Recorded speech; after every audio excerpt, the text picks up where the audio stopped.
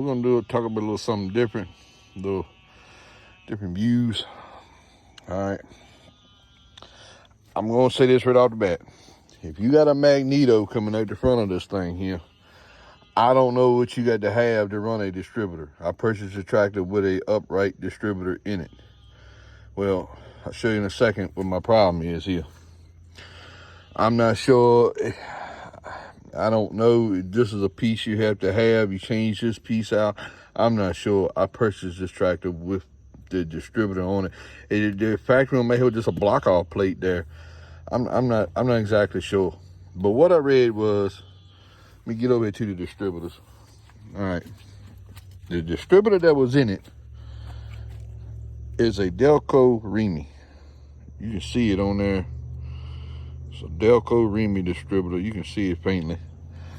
Now, this is just information that I read on some of the forums. The one I'm putting in here is an actual IH International distributor.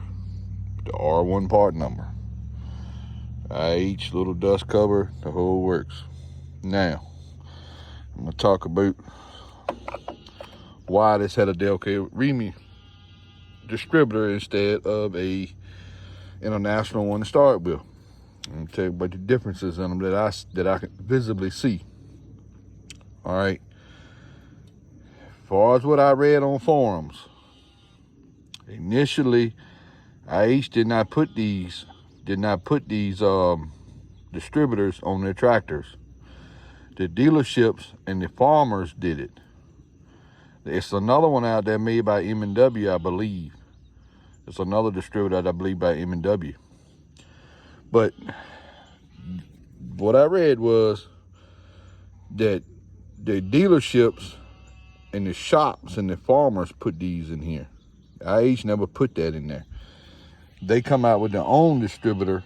Now, what the part that I don't understand, if that is true, if that would be true, I don't see how they would interchange, if you get what I'm saying. Because this end down here is the important business end. That's exactly the same length shaft, same everything. Unless IH copied theirs, if you understand what I'm getting at here.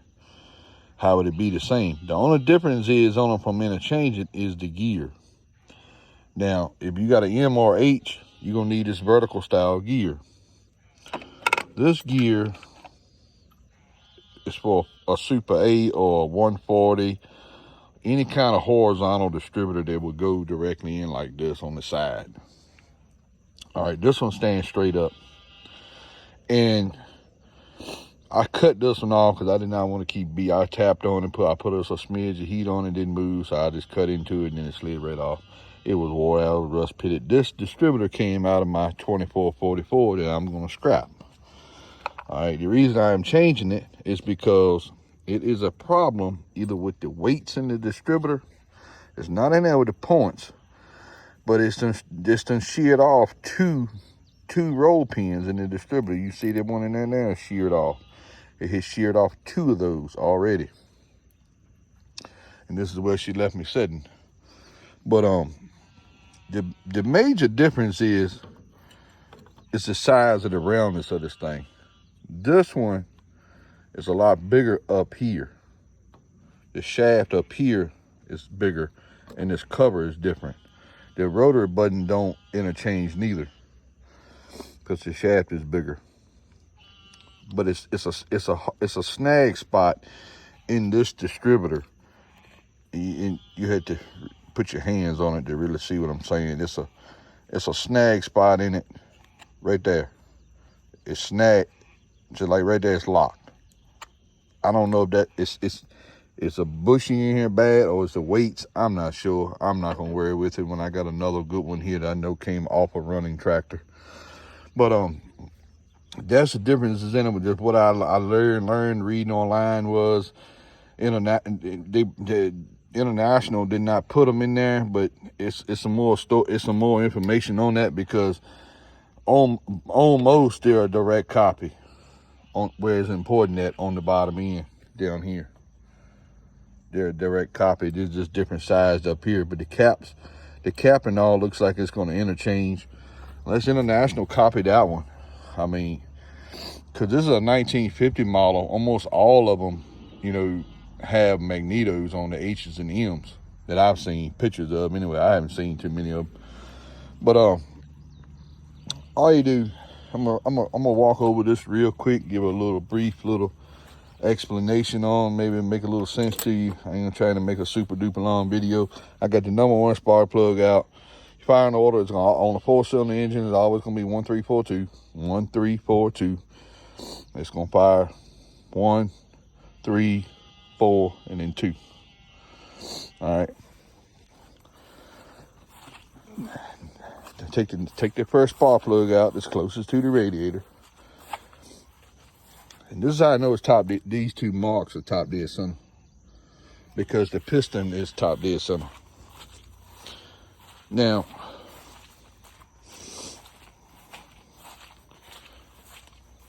most of your caps, it's got one marked on the cap where you need to start. But I left all my wires on there, so I'm just going to start. I know this is 1.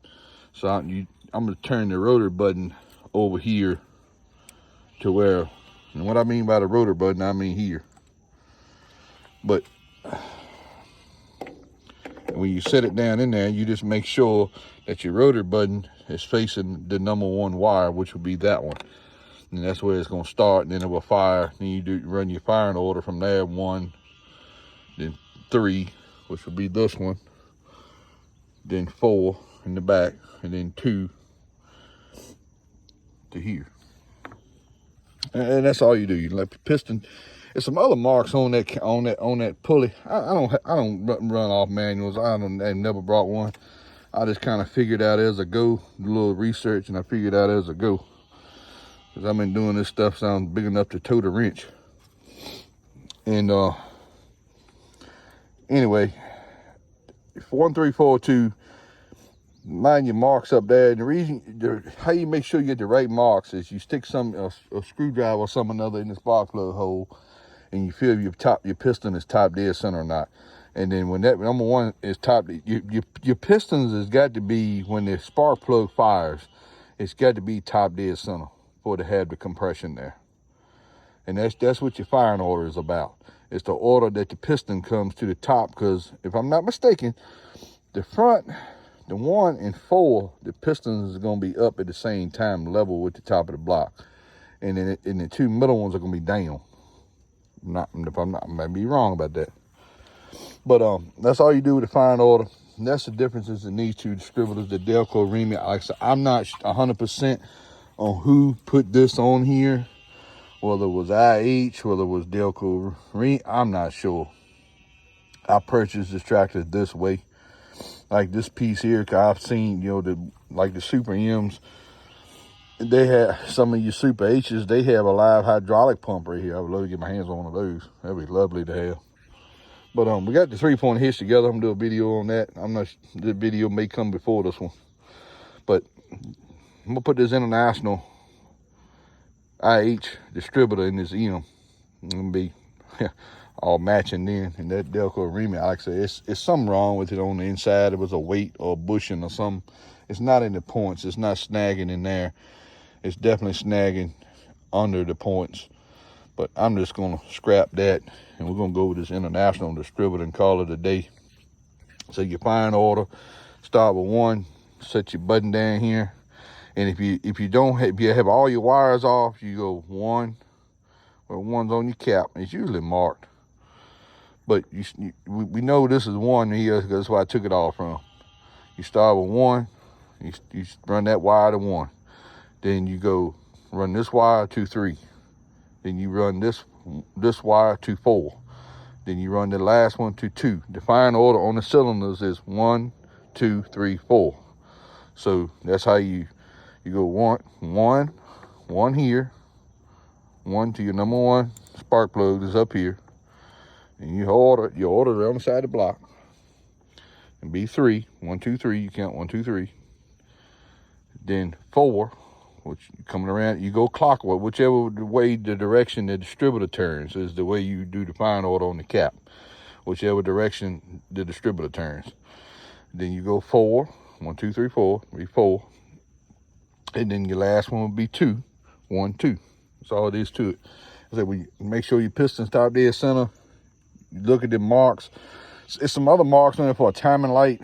I don't use a timing light. I'll be honest with you, I don't. I set them by ear.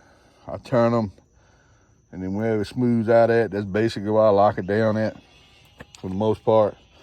If you do not have a spark tester and you work on gasoline engines, please get you one. A spark tester. You can get them a Harbor Freight cheap, or you can go buy an expensive Mac or Snap-on. You need a spark plug tester if you're going to work on gasoline engines. Because even if you got a miss or a skip or a pop or anything, that will show it. I've had 2 or 3 of them on at a time. So something simple as a weak coil or a weak condenser or points not adjusted right, you'll see it in that light as it's running. You'll see the skip. You can see the skip in the fire as it's running.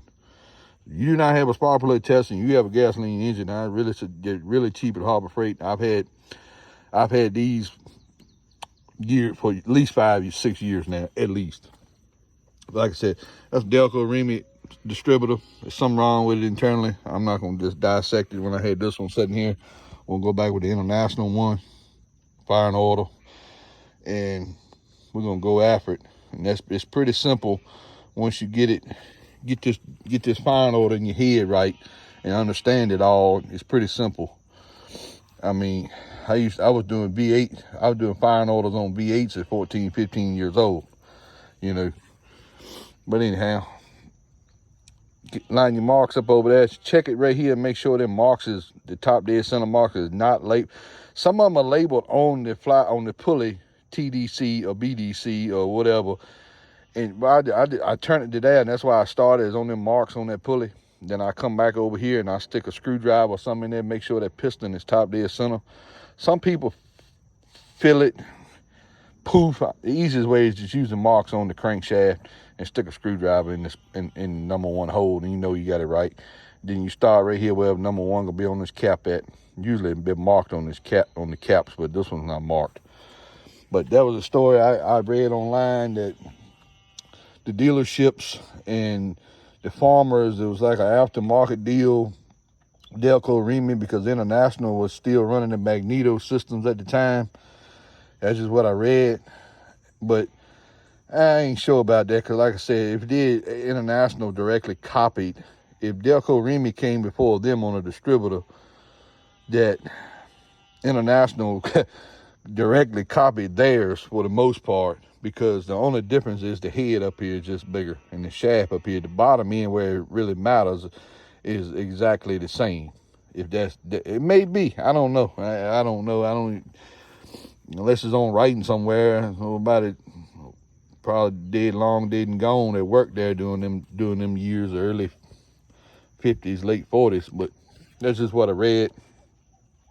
I know the 52 model Super A has a distributor in an International distributor. So somewhere around the late end of the 40s, early 50s, they did switch over to a distributor.